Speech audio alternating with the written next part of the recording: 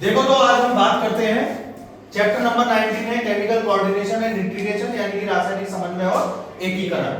समन्वय का मतलब समझते हैं। सबसे पहले समन्वय को इंग्लिश में बोला जाता है कोऑर्डिनेशन, और कोऑर्डिनेशन का मतलब होता है बेटा टुगेदरनेस के साथ, यानी कि एक साथ काम को करना। ठीक है, ये इसका मतलब होता है। अब ये टुगेदरनेस किसके जरिए दी जा रही है? केमिकल के जरिए। केमिकल मतलब रसायन एक हमारी बॉडी में ऐसा होगा जो हमारे कोऑर्डिनेशन को काम करेगा, है ना। तो वो उस रसायन का नाम बेटा होता है हार्मोन। वो केमिकल कौन सा है? हार्मोन। इसको हम हार्मोन बोलते हैं। अब जब इसलिए केमिकल ही बोल दिया गया है तो इसका काम क्या है? ये केमिकल मैसेंजर का काम करता है। केमिकल मैसेंजर यानी कि एक रासायनिक संदेशवाहक का काम ये हमारी बॉडी में करता है। संदेशवाहक मतलब अगर एक जगह से दूसरी जगह तक किसी भी मैसेज को कन्वे करना है तो वो कौन करेगा? हार्मोन करेगा। ठीक है, जैसे मैसेंजर हमने देखे होंगे, फेसबुक है, इंस्टाग्राम है, इनमें मैसेजिंग जो की जाती है, व्हाट्सएप वगैरह है, ये क्या करते हैं कि एक इंसान जो होता है वो अपने मैसेज को किसी दूसरे पर्सन के पास तक भेजता है। तो वो किसके जरिए भेजता है? मैसेंजर के जरिए। तो वही काम हार्मोन का हमारी बॉडी में होता है। ये हार्मोन क्या करते हैं कि एक जो कोई भी मैसेज होता है वो दूसरे तक अगर पहुंचाना होगा तो किसके जरिए जाएगा? हार्मोन्स के जरिए। अब बात ये आती है कि हार्मोन्स कैसे निकलते हैं, क्या काम होता है और ये किस तरीके से अपने काम को करते हैं। तो बेटा इनके निकलने के लिए हमारी बॉडी में ग्लैंड्स पाई जाती हैं। क्या पाई जाती है? ग्लैंड्स। ग्लैंड्स को हिंदी में हम बोलते हैं ग्रंथियां।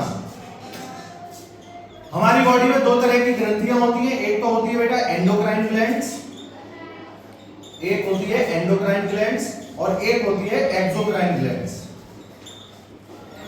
एक्सोक्राइन ग्लैंड्स, इनको हिंदी में बोलते हैं अंतःस्रावी और इनको हम बोलते हैं बहिःस्रावी। अब अंतःस्रावी और बहिःस्रावी में डिफरेंस क्या है? डिफरेंस इनमें एक बहुत बड़ा डिफरेंस है। वो डिफरेंस क्या है कि जो एंडोक्राइन ग्लैंड्स होती हैं वो बेटा डक्टलेस होती हैं। डक्टलेस मतलब इनके पास जगह नहीं होगी, इनके पास कोई भी ट्यूब नहीं होगी। इनके जरिए जो हार्मोन निकलते हैं वो सीधे ब्लड में सीक्रेट किए जाते हैं और ब्लड जो है वो इनको टारगेट ऑर्गन तक ले सकता है। आगे बात समझ में। एक्सोक्राइन ग्लैंड्स जो होती हैं इनके पास डक्ट्स होती है, तो इनसे जो हार्मोन निकलेगा वो इनकी डक्ट में इकट्ठा हो जाएगा और उसकी जब जरूरत पड़ेगी तब इनके यहां से लेके और उसका यूज कर लिया जाएगा। ठीक है, ध्यान रखना इस बात को। ये डक्टलेस होती है और ये विद डक्ट होती है। ये इन दोनों की खासियत होती है और यही इनमें सबसे बड़ा एक अंतर होता है। क्या अंतर है कि एंडोक्राइन ग्लैंड से जो भी हार्मोन निकलेगा वो बेटा डक्टलेस होता है और डक्टलेस ग्लैंड्स होती है ये, और हार्मोन जो इनसे निकलेगा वो डायरेक्ट किसमें सीक्रेट किया जाएगा? ब्लड में सीक्रेट किया जाएगा। और जब ब्लड में सीक्रेट किया जाएगा तो वो ब्लड से जो है कहां पहुंचा दिया जाएगा? जहां भी उसकी जरूरत होगी, जो टारगेट ऑर्गन होगा वहां तक जाएगा।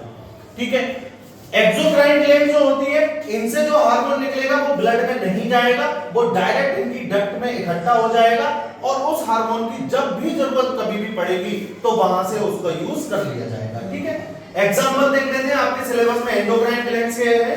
तो एंडोक्राइन ग्लैंड सबसे बड़ी जो ग्लैंड होती है वो बेटा पिट्यूटरी ग्लैंड होती है हमारी बॉडी में। पिट्यूटरी ग्लैंड, इसको हिंदी में हम पीयूष ग्रंथि बोलते हैं। ठीक है, इसको हम मास्टर ग्लैंड भी बोलते हैं। मास्टर यानी कि सब ग्लैंड्स की ये मेन ग्लैंड होती है ना। अब ये क्या करेंगे, इस समय एक तो मैं छोटा सा एग्जांपल बताया देता हूं। ठीक है, पीयूष ग्रंथि जो होती है वो बेटा हाइपोथैलेमस के पास सिचुएटेड होती है। कहां पे होती है? हाइपोथैलेमस के पास, नियर बाई हाइपोथैलेमस जो हमारे ब्रेन का हिस्सा है, आपको पता ही है। ठीक है, उस हाइपोथैलेमस के पास ये सिचुएटेड होती है और पीयूष ग्रंथि से बेटा एक मेन हार्मोन निकलता है जिसको हम बोलते हैं ग्रोथ हार्मोन। क्या बोलते हैं? Growth hormone. और ये ग्रोथ हार्मोन जो है वो हमारे बॉडी की ग्रोथ के लिए जिम्मेदार होता है। हमारे बॉडी की जो भी ग्रोथ होगी, ठीक है, जिस भी तरीके की जो ग्रोथ होगी वो ग्रोथ केवल और केवल ग्रोथ हार्मोन के जरिए ही होगी। ठीक है, अब ये ग्रोथ हार्मोन किससे निकल रहा है बेटा? पिट्यूटरी ग्लैंड से। लेकिन निकल रहा है पिट्यूटरी ग्लैंड से, लेकिन ग्रोथ हो रही है पूरी बॉडी की, पूरी बॉडी को डिपेंड कर रहा है। तो इसका मतलब ये इंपॉर्टेंट हार्मोन जो है वो हो जाएगा। दूसरे अगर हम बात करें तो इनसे कुछ हार्मोन्स ऐसे निकलते हैं जो हमारे बॉडी के बहुत सारी जो ऐसी प्रोसेस है जिनको ये रेगुलेट करते हैं। ठीक है, उनके आगे हम जब डिटेल में बात करेंगे तब हम देखेंगे। नेक्स्ट आपकी ब्रेन से नीचे आपकी एक ग्लैंड आ जाती है बेटा, थायराइड ग्लैंड। कौन सी आ जाती है? Thyroid gland. ये थायराइड ग्लैंड जो है वो यहाँ पे होती है गले के पास। जो हमारी फूड पाइप होती है उस फूड पाइप के दोनों तरफ ये यहाँ पे इस तरीके की लगी रहती है। ठीक है, थायराइड ग्लैंड जो है इससे बेटा जो हार्मोन निकलता है वो निकलता है थायरोक्सिन। कौन सा निकलता है? थायरोक्सिन। अब यहां पे एक चीज समझो आप, ये थायरोक्सिन हार्मोन जो निकलता है, ठीक है, इस थायरोक्सिन हार्मोन के निकलने के लिए बेटा एक चीज जिम्मेदार होती है, वो होती है आयोडीन। और आयोडीन हमें किससे मिलता है? हमारे सॉल्ट से। जो भी हम टेबल सॉल्ट से होता है, जो हम नमक खाते हैं उसमें होता है आयोडीन। तुम सबने देखा होगा टाटा नमक, देश का नमक आयोडीन युक्त, निरमा नमक आयोडीन युक्त, तो वो आयोडीन यहां से मिलता है। इस आयोडीन की वजह से जब ये बॉडी में आयोडीन मिल जाएगा, इस आयोडीन ये मैसेज भेजेगा थायरोक्सिन को और थायराइड ग्लैंड को, और थायराइड ग्लैंड तब थायरोक्सिन हार्मोन को रिलीज करेगी। अब अगर आयोडीन बॉडी में पूरी तरह से नहीं मिलेगा तो ये क्या करेगी? आयोडीन जब मिलेगा नहीं तो थायराइड ग्लैंड थायरोक्सिन को रिलीज करेगी नहीं, और जब थायरोक्सिन रिलीज नहीं होगा तो बेटा ये जो ग्लैंड है ना, ये फूड पाइप के दोनों तरफ जो ग्लैंड है ये क्या होंगी बेटा? फूल जाएंगी। क्या होंगी? फूल जाएंगी। और जब ये फूल जाएंगी तो रोग हो जाएगा बेटा गॉइटर। कौन सा रोग हो जाएगा? गॉइटर, जैसे हिंदी में बोलते हैं घेंगा रोग। देखा होगा गर्दन पे लोगों के ऐसे फूल जाता है, वो बड़ा बड़ा सा गोला सा बन जाता है, वो रोग हो जाता है। ठीक है, दूसरा हार्मोन हम दूसरी एक और हम ग्लैंड को देखते हैं, वो ग्लैंड है बेटा हमारी पेनक्रियास। पेनक्रियास, ये पेनक्रियास क्या करती है? इस पेनक्रियास से निकलने वाला हार्मोन होता है बेटा इंसुलिन। कौन सा होता है? इंसुलिन। इस इंसुलिन का काम क्या है? ये कंट्रोल करता है बेटा ब्लड शुगर को। ब्लड शुगर यानी कि हमारे ब्लड में शुगर का अमाउंट जो कंट्रोल किया जाता है वो इंसुलिन हार्मोन के जरिए किया जाता है।